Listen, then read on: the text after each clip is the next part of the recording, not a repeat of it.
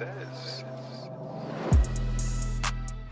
Hello everyone and welcome back to another Season Max video, the video series where I go over the various max tunes and times of the most important cars, whilst showing some cool details, telling some facts, throwing some specs and taking the best bits on AR. For this season that would be the McLaren GT and the Nissan Juke R2.0, of which I will also show a stage 5 tune, which I hope to be enough for the Prestige Cup, but I doubt it. And today I will also be adding an extra 4 tunes, for the SSC Tuatara, which got a buff and is now the fastest car in game, running a 6.8 seconds, and also the 3 Pittsburgh Trinity lock-ins, being the Demon, the Camaro ZL1 1LE, and the Shelby GT 500. Timestamps for each item can be found down below.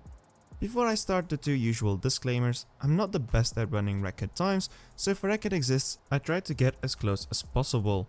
If they don't exist yet, I try to set a certain benchmark. And second, I would like to thank Natural Motion for providing the cars on my dummy account to make this video possible. To kick things off for today, the milestone car being the McLaren GT, only the 4th McLaren model to not have a number in its name. Can you name the other 3? Let me know down below. Anyways, the McLaren GT, which is seemingly based on the 720S, is not a follow-up or a reskin like many like to name it. It's a series on its own where they try to target a new market and get some new customers, as the focus lays more on the touring/luxurious aspect, and this can be seen all around the car.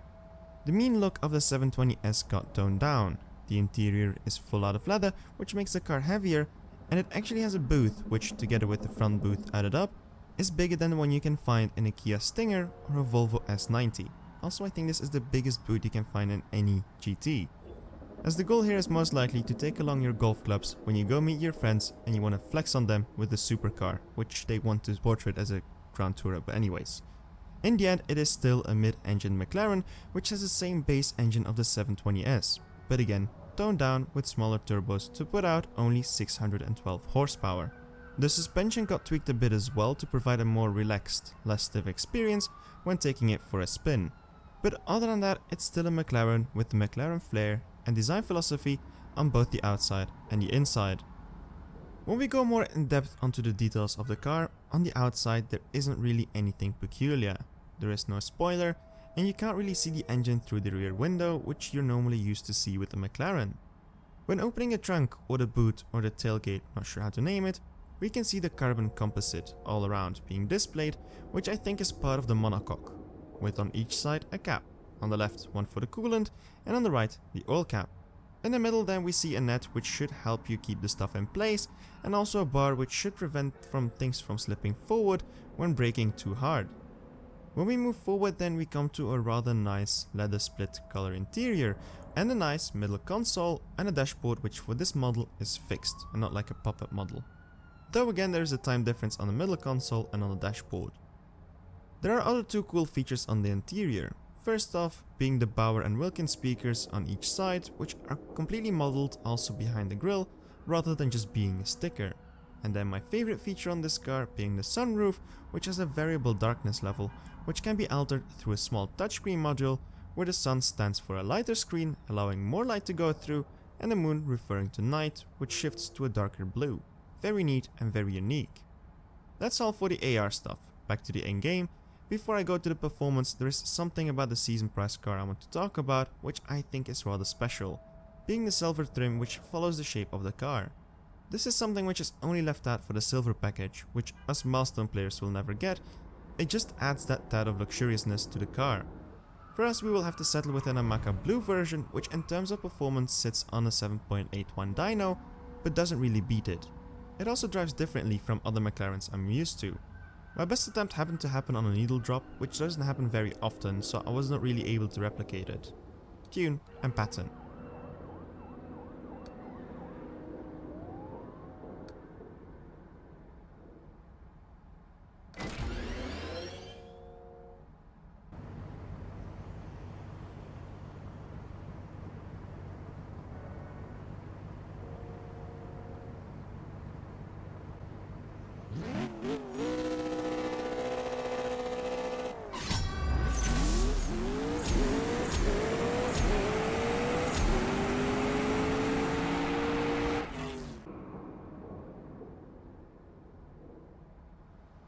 The second and last car I'll go more in depth on is a milestone car, the Nissan Juke R2.0, which was a milestone car not too long ago on season 95. Back then I also made a full in-depth video. I will be basically covering the same bits as that one, as the car hasn't really changed much since, but I'm not gonna go as far in depth.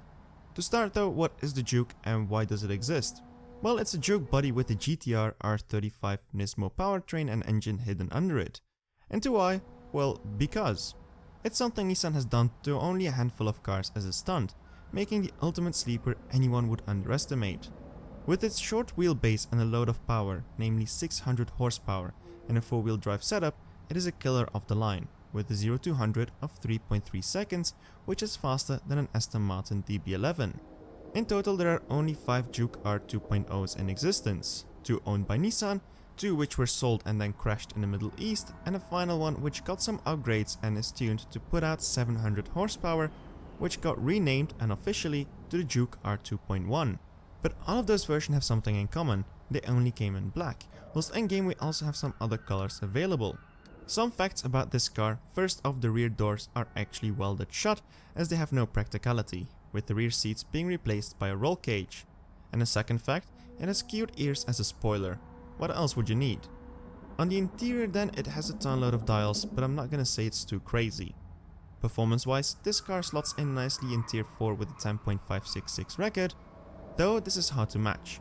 It's not the fastest Nissan we have or the fastest GTR, but it's the fastest SUV if it can be counted as one. Tune and pattern.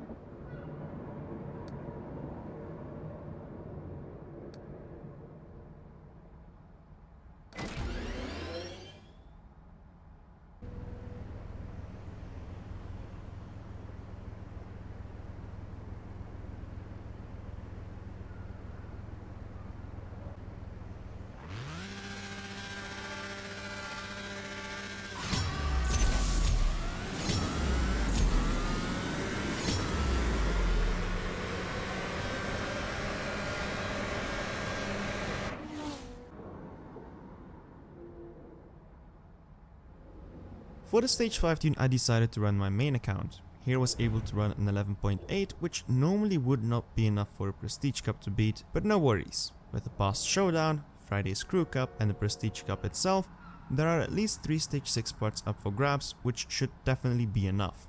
In case you like fusion parts, buy and strip tier 4 GTRs, as they are a great resource, but they can turn out to be quite expensive.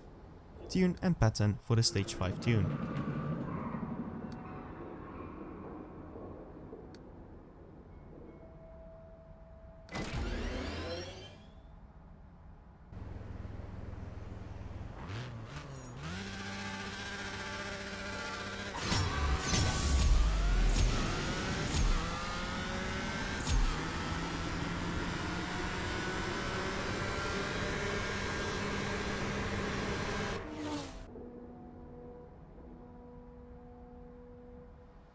Then for the rest of the video, first up the new fastest car of the game being the SSC Tuatara. For some reason it got a buff in the update to become the first car to run under 6.9 seconds with a new record of a 6.978. Good news however is that it should be identical to the orange version, which will become for sale later up in the American Road Trip series. This is the record tune and my best attempt.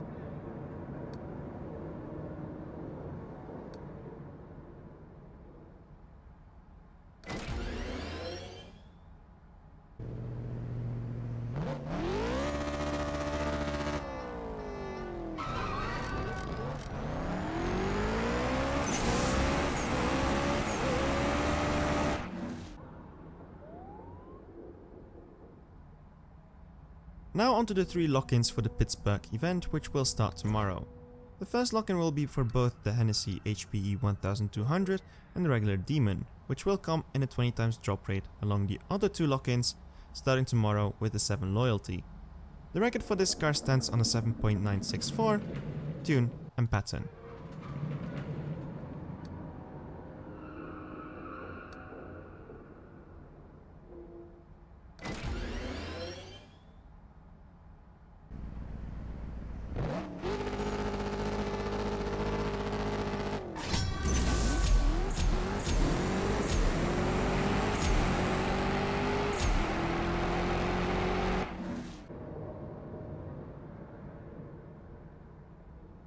Then the second lock-in, the Ford Shelby GT 500, which was also a milestone car in the past and is honestly a beautiful machine, which had a record of a 7.595 tune and pattern.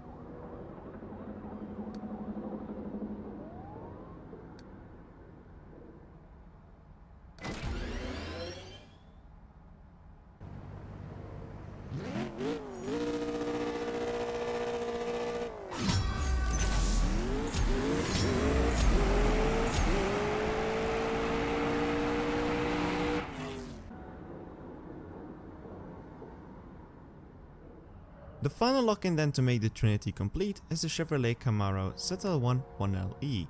This car, which was already the slowest of the three by a big margin, a full second, had already gotten a slight buff in performance back in April to where there are no videos around to show how fast it really is right now. The current record for this car stands on an 8.885. However, this record tune is so inconsistent with needle drops I couldn't get a single decent run. So here's a tune and pattern which is more reliable.